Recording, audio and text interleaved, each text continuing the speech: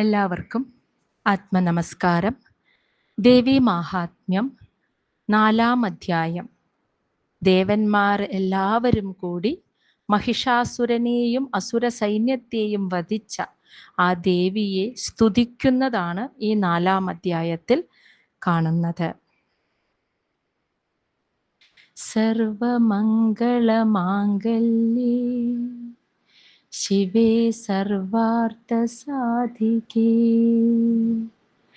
ശരണ്യേ ത്രംബകേ ഗൗരീ നാരായണീ നമോസ്തുതേ. ഋഷിരുവാച ശക്രാധയഃ സുരഗണാ നിഹതേ അതിവീര്യേ തസ്മിൻ ദുരാത്മനി സുര അരിബലേ ച ദേവ്യാ താം തുഷ്ടുവുഃ പ്രണതി നമ്ര ശിരോധരാംസാഃ വാഗ്ഭിഃ പ്രഹർഷ പുളക ഉദ്ഗമ ചാരുദേഹാഃ.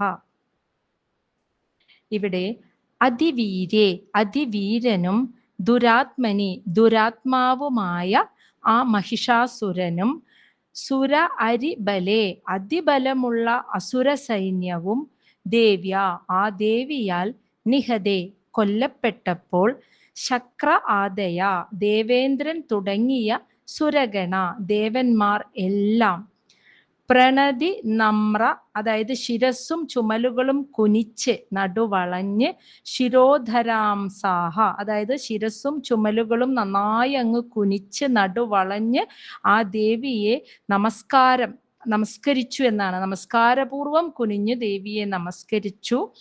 പ്രഹർഷ പുളക ഉദ്ഗമ ചാരുദേഹ, അത് മാത്രമല്ല അവർക്ക് അത്യധികം സന്തോഷമാണ്. അസുരന്മാർ വധിക്കപ്പെട്ടതിലുള്ള സന്തോഷ അതിരേകത്താൽ ഉണ്ടായ രോമാഞ്ചത്താൽ ചാരുദേഹ, മനോഹരമായ ദേഹങ്ങളോടെ അവർ ഇപ്രകാരം വാഗ്ഭിഹി, വാക്കുകളാൽ താം, ആ ദേവിയെ തുഷ്ടുവോ, സ്തുതിച്ചു എന്ന് മനസ്സിലായോ? അപ്പോൾ മഹിഷാസുരനെയും അസുര സൈന്യത്തെയും വധിച്ച ആ ദേവിയെ ദേവന്മാരെല്ലാം ശിരസ്സും അതുപോലെ ചുമലുകളും കുനിഞ്ഞ് നടുവളഞ്ഞ് ദേവിയെ നന്നായി അങ്ങ് നമസ്കരിച്ചു.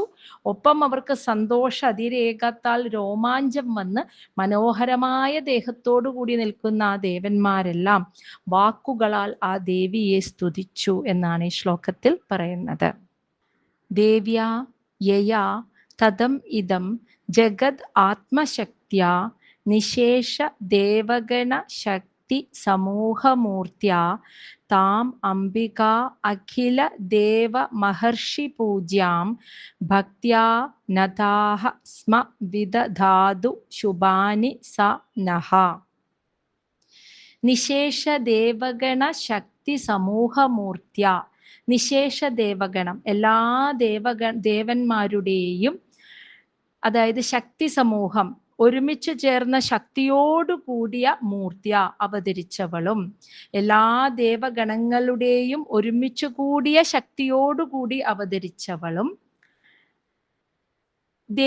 യയാ ദേവ്യ, ഏതൊരു ദേവിയാണോ ആത്മശക്തിയ, സ്വന്തം ആത്മശക്തി കൊണ്ട്, ഇതം ജഗത്, ഈ ലോകത്ത് മുഴുവനും തതം വ്യാപിച്ചു നിൽക്കുന്നത്, ആ ദേവിയെ അഖില ദേവ മഹർഷി പൂജ്യാം, അഖില ദേവ, എല്ലാ ദേവന്മാരാലും മഹർഷിമാരാലും പൂജിക്കപ്പെടുന്നവളുമായ താം അംബിക, ആ അംബികാ ദേവിയെ ഭക്തിയ, നിഷ്കളങ്കമായ ഭക്തിയോടെ സ്മ നദാഹ, ഞങ്ങളിതാ നമസ്കരിക്കുന്നു.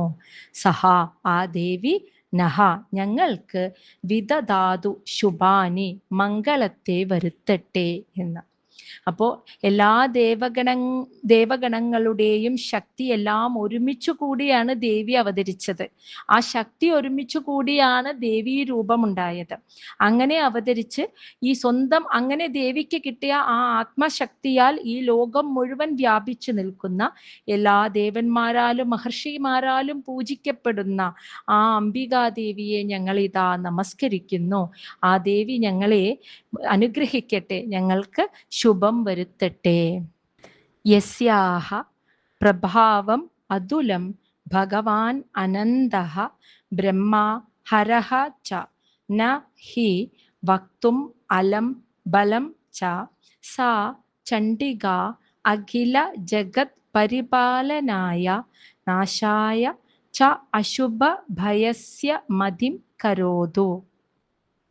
യസ്യ ആ ദേവിയുടെ അതുലം പ്രഭാവം, അതായത് ഉപമിക്കാൻ കഴിയാത്ത, താരതമ്യം ചെയ്യാൻ കഴിയാത്ത പ്രഭാവത്തെയും അതുപോലെ ബലം ച ദേവിയുടെ ബലത്തെയും വക്തും, അതായത് വക്തും എന്ന് വെച്ചാൽ വർണ്ണിക്കുവാൻ, ഭഗവാൻ അനന്തഃ ഭഗവാൻ വിഷ്ണുവിനോ, സർവ ഐശ്വര്യ സമ്പന്നനായ മഹാവിഷ്ണുവിനോ, ഹരഹ ച ബ്രഹ്മാവിനോ, അല്ല ശിവനോ, ബ്രഹ്മാഹ അതായത് ബ്രഹ്മാവിനോ, ന അലം ഹി എന്ന് വെച്ചാൽ അതൊരിക്കലും സാധ്യമല്ല. ദേവിയുടെ തുലനം ചെയ്യാൻ കഴിയാത്ത ആ ശക്തി പ്രഭാവത്തെ, ദേവിയുടെ ബലത്തെ, അതിനെക്കുറിച്ച് പൂർണ്ണമായും വർണ്ണിക്കാൻ ബ്രഹ്മ വിഷ്ണു മഹേശ്വരന്മാർക്ക് പോലും സാധ്യമല്ല എന്നാണ് പറഞ്ഞത്. സഹ ചണ്ഡിക, അങ്ങനെയുള്ള ആ ചണ്ഡികാ ദേവിക്ക് അഖില ജഗത് പരിപാലനായ, ഈ ലോകത്തെ മുഴുവൻ പരിപാലിക്കാനും സംരക്ഷിക്കാനും, അശുഭഭയസ്യ അശുഭം വരുമോ എന്നുള്ള നമ്മുടെയൊക്കെ ഉള്ളിൽ ഉണ്ടാകുന്ന ഭയത്തെ നാശായ ഇല്ലാതാക്കാനും, മതിം കരോതു ദേവിയുടെ തിരുവുള്ളം ഉണ്ടാകട്ടെ എന്ന്, അതായത് ദേവിയുടെ ഉള്ളിൽ അങ്ങനെ തോന്നട്ടെ എന്ന്. അപ്പോ ദേവിയുടെ ശക്തി പ്രഭാവത്തെ, ആ ബലത്തെ, അതിനെക്കുറിച്ച് പൂർണ്ണമായി വർണ്ണിക്കാൻ ബ്രഹ്മദേവനോ മഹാവിഷ്ണുവിനോ മഹേശ്വരനോ പോലും സാധ്യമല്ല. അങ്ങനെയുള്ള ആ ചണ്ഡികാ ദേവി, ദേവിയുടെ ഉള്ളിൽ ഈ മുഴുവൻ പ്രപഞ്ചത്തെയും പരിപാലിക്കാനും, അശുഭമുണ്ടാകുമോ എന്നോർത്ത് നമ്മുടെയൊക്കെ ഉള്ളിൽ ഉണ്ടാകുന്ന ഭയത്തെ ഇല്ലാതാക്കാനും ദേവിയുടെ ഉള്ളിൽ, ആ തിരുവുള്ളത്തിൽ അങ്ങനെ തോന്നട്ടെ, ദേവിയുടെ ശ്രദ്ധ അതിലുണ്ടാകട്ടെ എന്നുള്ള പ്രാർത്ഥനയാണ് ഇവിടെ പറയുന്നത്. യാ ശ്രീഹി സ്വയം സുകൃതിനാം ഭവനേഷു അലക്ഷ്മിഹി പാപാത്മനാം കൃതധിയാം ഹൃദയേഷു ബുദ്ധിഹി ശ്രദ്ധാ സദാം കുലജന പ്രഭവസ്യ ലജ്ജാ താം ത്വാം നദാഹ സ്മ പരിപാലയ ദേവി വിശ്വം. യാ ഏതൊരു ദേവിയാണോ സ്വയം സുകൃതിനാം പുണ്യാത്മാക്കളുടെ ഭവനേഷു ഭവനങ്ങളിൽ ശ്രീ ഐശ്വര്യമായും, ഇനി പാപാത്മനാം പാപികളുടെ ഭവനങ്ങളിൽ അലക്ഷ്മി അതായത് അശ്രീയായിട്ടും അലക്ഷ്മിയായിട്ടും, അതുപോലെ കൃതധിയാം വിദ്വാൻമാരുടെ ഹൃദയേഷു ഹൃദയങ്ങളിൽ ബുദ്ധി, ഏതൊക്കെ പ്രവൃത്തി ചെയ്യണം ചെയ്യാൻ പാടില്ല എന്ന ബുദ്ധിയായും, സദാം സജ്ജനങ്ങളുടെ ഹൃദയങ്ങളിൽ ശ്രദ്ധയായും, അതായത് സത്കർമ്മം ചെയ്യാനുള്ള മനസ്സ്, അതാണ് ശ്രദ്ധയായും, ഒപ്പം കുലജന പ്രഭവസ്യ അതായത് ഉത്കൃഷ്ട കുലത്തിൽ ജനിച്ചവരുടെ ഹൃദയത്തിൽ ലജ്ജ എന്ന് വെച്ചാൽ തെറ്റ് ചെയ്യാനുള്ള ഭയം, തെറ്റ് ചെയ്യാൻ തോന്നുമ്പോൾ അയ്യോ ചെയ്യാൻ പാടില്ലേ എന്നുള്ള ആ ഒരു ഭയം, അതിനെയാണ് ലജ്ജയായും ഇരിക്കുന്നത്. താം ത്വാം ആ ദേവിയെ നദാഹ സ്മ ഞങ്ങളിതാ നമസ്കരിക്കുന്നു. പരിപാലയ ദേവി വിശ്വം, ദേവി അവിടുന്ന് ഈ സർവലോകത്തെയും പരിപാലിച്ചാലും എന്ന്. ഏതൊരു ദേവിയാണോ സ്വയം പുണ്യാത്മാക്കളുടെ ഭവനങ്ങളിൽ ഐശ്വര്യമായും പാപികളുടെ ഭവനങ്ങളിൽ അലക്ഷ്മിയായും വിദ്വാൻമാരുടെ ഹൃദയങ്ങളിൽ ബുദ്ധിയായും സജ്ജനങ്ങളുടെ സത്തുക്കളുടെ ഹൃദയങ്ങളിൽ ശ്രദ്ധയായും ഉത്കൃഷ്ട കുലജാതരുടെ ഹൃദയത്തിൽ അവരുടെ ഉള്ളിലെ ലജ്ജ, തെറ്റ് ചെയ്യാനുള്ള ഭയമാകുന്ന ലജ്ജയായും സ്ഥിതി ചെയ്യുന്നത് ആ ദേവിയെ ഞങ്ങളിതാ നമസ്കരിക്കുന്നു. അല്ലയോ അമ്മേ, അവിടുന്ന് ഈ സർവലോകത്തെയും പരിപാലിച്ചാലും. കിം വർണ്ണയാമ തവ രൂപം അചിന്യം ഏതത് കിം ച അതിവീര്യം അസുരക്ഷയകാരി ഭൂരി കിം ച ആഹവേഷു ചരിതാനി തവ അതിയാനി സർവേഷു ദേവ്യാ അസുരദേവഗണാദികേഷു. സർവേഷു ദേവ്യാ അല്ലയോ ദേവി, സർവേഷു അസുര ദേവഗണാദികേഷു സകല അസുരദേവഗണങ്ങൾക്കും വിചാരിക്കാനോ ചിന്തിക്കാനോ പോലും കഴിയാത്ത ദേവിയുടെ തവ രൂപം, അവിടുത്തെ രൂപം അചിന്യം, ചിന്തിക്കാൻ കഴിയാത്ത ഈ രൂപം, ഏതത് ഈ രൂപത്തെ കിം വർണ്ണയാമ ഞങ്ങൾ എങ്ങനെ വർണ്ണിക്കും. ഇനി അസുരക്ഷയകാരി ഭൂരി അധികമായി വരുന്ന അസുരന്മാരെ നശിപ്പിക്കുന്ന അതിവീര്യം, ദേവിയുടെ ആ അതിശക്തമായ വീര്യത്തെ കിം ഞങ്ങൾ എങ്ങനെ വർണ്ണിക്കും. ഇനി ആഹവേഷു ചരിതാനി തവ, അതായത് ദേവി നടത്തിയ യുദ്ധങ്ങളുടെ അതിചരിതാനി ആ ചരിതങ്ങളെ യാനിക്കും ഞങ്ങൾ എങ്ങനെ വർണ്ണിക്കും എന്നാണ് ഇവിടെ പറയുന്നത് ദേവന്മാർ. ദേവ്യാ അല്ലയോ ദേവി, സകല അസുര ദേവഗണങ്ങൾക്കും, അസുരന്മാർക്കോ ദേവന്മാർക്കോ മനസ്സിലൊന്ന് ചിന്തിക്കാൻ പോലും കഴിയാത്ത ദേവിയുടെ ആ രൂപത്തെ ഞങ്ങൾ എങ്ങനെ വർണ്ണിക്കും. മുഴുവൻ അസുരന്മാരുടെയും നാശത്തെ ചെയ്യുന്ന ദേവിയുടെ ആ അതിവീര്യത്തെ ഞങ്ങൾ എങ്ങനെ വർണ്ണിക്കും. ദേവി നടത്തിയ യുദ്ധങ്ങളുടെ ചരിതങ്ങളെ ഞങ്ങൾ എങ്ങനെ വർണ്ണിക്കും എന്ന് ചോദിക്കുകയാണ്. ഹേതുഹു സമസ്ത ജഗതാം ത്രിഗുണ അഭി ദോഷൈഹി ന ജ്ഞായസേ ഹരിഹര ആദിഭിഹി അഭി അപാര സർവ ആശ്രയ അഖിലം ഇദം ജഗത് അംശഭൂതം അവ്യാകൃതാഹി പരമാ പ്രകൃതിഹി ത്വം ആദ്യഃ. ആ ദേവി ഹേതു എന്ന് വെച്ചാൽ മൂലകാരണം, സമസ്ത ജഗതാം എല്ലാ ജഗത്തിനും അല്ലയോ അമ്മേ ദേവി അവിടുന്ന് മൂലകാരണമാണ്. ത്രിഗുണ അഭി അങ്ങേ ദേവിക്ക് സത്വരജ തമോ ഗുണങ്ങൾ, ഈ മൂന്ന് ഗുണങ്ങളോടും കൂടിയവളാണ് ദേവി. അഭി എന്ന് വെച്ചാൽ എങ്കിലും, ദോഷൈഹി അതായത് സത്വരജ തമോ ഗുണങ്ങൾ മൂലമുണ്ടാകുന്ന ദോഷങ്ങൾ എന്ന് വെച്ചാൽ രാഗം, ദ്വേഷം, കാമം, ക്രോധം എന്നിങ്ങനെയുള്ള ദോഷങ്ങൾ ഒന്നും തന്നെ ദേവിയെ ന ജ്ഞായസേ ദേവിയെ ബാധിക്കുന്നില്ല എന്നർത്ഥം. ദേവി യഥാർത്ഥത്തിൽ ത്രിഗുണാത്മികയാണ്, സത്വരജ തമോ ഗുണങ്ങളോട് കൂടിയവളാണ്. പക്ഷെ അതുമൂലമുണ്ടാകുന്ന ദോഷങ്ങൾ ദേവിയെ ബാധിക്കുന്നില്ല. ഇനി സർവ ആശ്രയ എല്ലാത്തിനും ആശ്രയമായ ദേവി അഖിലം ഇദം ജഗത്ത് ഈ ജഗത്തു മുഴുവനും അംശബോധ ആ ദേവിയുടെ ഒരു അംശം മാത്രമാണ്. അങ്ങനെയുള്ള ആ ദേവി അവ്യാകൃത വികാരരഹിതയും പരമ സർവോത്കൃഷ്ടയും അതോടൊപ്പം പ്രകൃതിഹി ത്വം ആദ്യ പ്രകൃതിയും ആണ് എന്നാണ് ഇവിടെ പറയുന്നത്. അല്ലയോ ദേവി അവിടുന്ന് എല്ലാ ജഗത്തിനും കാരണഭൂതയാണ്. സത്വ രജ തമോ രൂപമായ 3 ഗുണങ്ങളോടും കൂടിയവളാണെങ്കിലും അതുമൂലമുണ്ടാകുന്ന രാഗാദി ദോഷങ്ങളൊന്നും ദേവിയെ ബാധിക്കുന്നില്ല. ബ്രഹ്മ വിഷ്ണു മഹേശ്വരാദികൾ, അതാണ് ഹരി ഹര ആദിബി അഭി അപര എന്ന് വെച്ചാൽ ബ്രഹ്മ വിഷ്ണു ആദിബി മഹേശ്വരന്മാർ മുതലായി ആണെങ്കിൽ പോലും, അവർ സൃഷ്ടിസ്ഥിതി സംഹാര കർമ്മങ്ങൾ നടത്തുന്നവരാണെങ്കിൽ പോലും അവർക്കും അപാര ദേവിയെ പൂർണ്ണമായും മനസ്സിലാക്കാൻ പറ്റിയിട്ടില്ല. അങ്ങനെ എല്ലാത്തിനും ആശ്രയമായ നിന്തിരിവടിയുടെ ഒരു അംശം മാത്രമാണ് ഈ ജഗത്ത് മുഴുവനും. അവിടുന്ന് വികാരരഹിതയും സർവോത്കൃഷ്ടയുമായ ആദ്യ പ്രകൃതിയാണ് അല്ലയോ ദേവി അമ്മേ. യസ്യാഹ സമസ്തസുരതാ സമുദീരണേന തൃപ്തിം പ്രയാതി സകലേഷു മഖേഷു ദേവി സ്വാഹ അസി വൈ പിതൃഗണസ്യ ച തൃപ്തിം ഹേതു ഉച്ചാര്യസേ ത്വം അത ഏവ ജനൈഹി സ്വധാച്ച.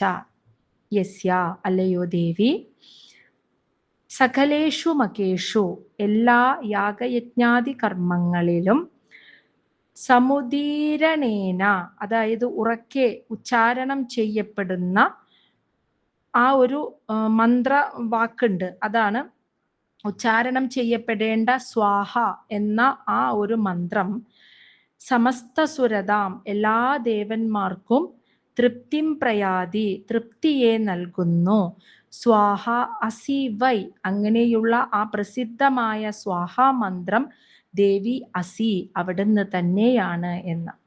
അപ്പോ യാഗയജ്ഞാദി കർമ്മങ്ങളിൽ ആ യജ്ഞങ്ങളുടെ കർമ്മങ്ങളിൽ ഏറ്റവും പ്രാധാന്യമുള്ളത് അഗ്നിദേവനാണ്. ഈ അഗ്നിദേവന്റെ പത്നിയാണ് സ്വാഹാദേവി. സ്വാഹാദേവിയാണ് നമ്മൾ സമർപ്പണ ബുദ്ധിയോടുകൂടി നടത്തുന്ന ഈ യാഗത്തിൽ നമ്മൾ ഹോമിക്കുന്നതിനെ ദേവന്മാർക്ക് എത്തിച്ചു കൊടുക്കുന്നത്. അപ്പോൾ അതുകൊണ്ടാണ് യാഗം ചെയ്യുമ്പോൾ സ്വാഹ എന്ന ആ മന്ത്രം ജപിക്കുന്നത്. ആ സ്വാഹ എന്ന മന്ത്രമായി ഇരിക്കുന്നതും ദേവി തന്നെ എന്നാണ് ഇവിടെ പറയുന്നത്. ഇനി അതുപോലെ തന്നെ പിതൃഗണസ്യ, അതുപോലെ പിതൃകാര്യങ്ങളിൽ പിതൃക്കൾക്ക് തൃപ്തിം ഹേതു, തൃപ്തിയെ നൽകുന്നതിനായിട്ട് ജനൈഹി, ജനങ്ങളെല്ലാം ഉച്ചാരസ്യെ, ഉച്ചരിക്കുന്നു സ്വദാച, ആ സ്വദാ മന്ത്രവും ത്വം അതഹ, അലയോ ദേവി അവിടുന്ന് തന്നെയാണ് എന്ന്. ഇതുപോലെ പിതൃക്കൾക്ക് വേണ്ടി ചെയ്യുന്ന കർമ്മങ്ങൾ, അതിൽ പിതൃക്കൾക്ക് തൃപ്തി വരുത്താൻ വേണ്ടി ആ കർമ്മം ചെയ്യുമ്പോൾ ജനങ്ങൾ ഉച്ചരിക്കുന്ന മന്ത്രമാണ് സ്വധാ എന്ന്. ആ സ്വധാദേവിയാണ് അത് പിതൃക്കൾക്ക് എത്തിച്ചു കൊടുക്കുന്നത്. അപ്പോൾ അവിടെ പിതൃകർമ്മം ചെയ്യുമ്പോൾ ഉച്ചരിക്കുന്ന സ്വധാ മന്ത്രം ദേവി തന്നെയാണ്. യാഗയജ്ഞാദി കർമ്മങ്ങൾ ചെയ്യുമ്പോൾ ഉച്ചരിക്കുന്ന സ്വാഹാ മന്ത്രവും അല്ലയോ അമ്മേ അവിടുന്ന് തന്നെയാണ് എന്നാണ് പറയുന്നത്. യോ മുക്തിഹേതു അവിചിന്യ മഹാവൃതാത്വം അഭ്യസ്യസേ സുനിയത ഇന്ദ്രിയ തത്വസാരൈഹി മോക്ഷാർത്ഥിഭിഹി മുനിഭിഹി അസ്ത സമസ്തദോഷൈഹി വിദ്യാ അസി സാ ഭഗവതി പരമാ ഹി ദേവി. ഏതൊരു ദേവിയാണോ അല്ലയോ അമ്മേ ഭഗവതി അവിടുന്ന് അസ്ത സമസ്ത ദോഷൈഹി, എല്ലാ ദോഷങ്ങളും അസ്തമിച്ചിട്ട് സുനിയത ഇന്ദ്രിയം, അതായത് ഇന്ദ്രിയ നിഗ്രഹം കൈവരിച്ച് ഇന്ദ്രിയങ്ങളെയൊക്കെ പരിപൂർണമായി നിയന്ത്രിച്ച് തത്വസാരൈഹി, ആ യഥാർത്ഥ തത്വമാണ് എല്ലാം ഈശ്വരൻ എന്ന് മനസ്സിലാക്കിയ മോക്ഷാർത്ഥിഭിഹി, മോക്ഷാർത്ഥികളായ മുനിഭിഹി, മുനിമാർ അഭ്യസ്യസേ, അഭ്യസിക്കുന്നതും അവർ അഭ്യസിക്കുന്ന വഴിയും ഒപ്പം മുക്തിഹേതുഹു, മോക്ഷത്തിന് ആഗ്രഹിക്കുന്നവർക്ക് മുക്തിക്ക് കാരണമാകുന്നതും, അതായത് മോക്ഷത്തിന് ആഗ്രഹിക്കുന്നവർക്ക് മോക്ഷത്തിന് കാരണഭൂതവും അവിചിന്യ മഹാവൃതാത്വം, സാധാരണ ജനങ്ങൾക്ക് ചിന്തിക്കാൻ പോലും സാധിക്കാത്ത മഹാവൃതങ്ങൾ ഉൾക്കൊള്ളുന്നതുമായ ഹേ ഭഗവതി ആ പരമമായ വിദ്യ, ആ ബ്രഹ്മവിദ്യ ദേവി അസി അവിടുന്ന് തന്നെയാകുന്നു എന്നാണ് പറയുന്നത്. ഇപ്പൊ സാധാരണ ജനങ്ങൾക്കെല്ലാം മോക്ഷത്തിന് കാരണമാകുന്ന, മോക്ഷം നേടാനായിട്ട് ഉണ്ടായിരിക്കേണ്ട ആ ജ്ഞാനം ബ്രഹ്മവിദ്യ, അങ്ങനെ മോക്ഷത്തിന് കാരണമാകുന്നതും അതോടൊപ്പം സാധാരണക്കാർക്ക് മനസ്സിലാക്കാൻ ഉൾക്കൊള്ളാൻ കഴിയാത്ത, അത്രയ്ക്ക് ചിന്തിക്കാൻ പോലും കഴിയാത്ത അത്രയും വലിയ വൃതങ്ങൾ, മഹാവൃതങ്ങൾ ഉൾക്കൊള്ളുന്നതുമായ ആ പരമമായ വിദ്യ, ആ ബ്രഹ്മവിദ്യ അത് ദേവിയാണ്. ആ ബ്രഹ്മവിദ്യയാണ് മോക്ഷാർത്ഥികളായ എല്ലാ ദോഷങ്ങളും അസ്തമിച്ച് ഇന്ദ്രിയങ്ങളെയൊക്കെ നിയന്ത്രിച്ച മോക്ഷാർത്ഥികളായിട്ടുള്ള മുനിമാർ അഭ്യസിക്കുന്നതും ഈ ബ്രഹ്മജ്ഞാനത്തെയാണ്. ആ ബ്രഹ്മവിദ്യയെ, ആ ജ്ഞാനത്തെ അനുഭവിച്ചറിയാൻ വേണ്ടിയാണ് അവർ അഭ്യസിക്കുന്നത്. ആ ജ്ഞാനമാണ് എല്ലാവരുടെ മോക്ഷത്തിനും കാരണമാകുന്നത്. ആ ജ്ഞാനം ഈ ദേവി തന്നെയാണ്, ശക്തി തന്നെയാണ്, ആ പ്രകൃതി തന്നെയാണ് എന്നാണ് ഇവിടെ പറഞ്ഞു വെക്കുന്നത്.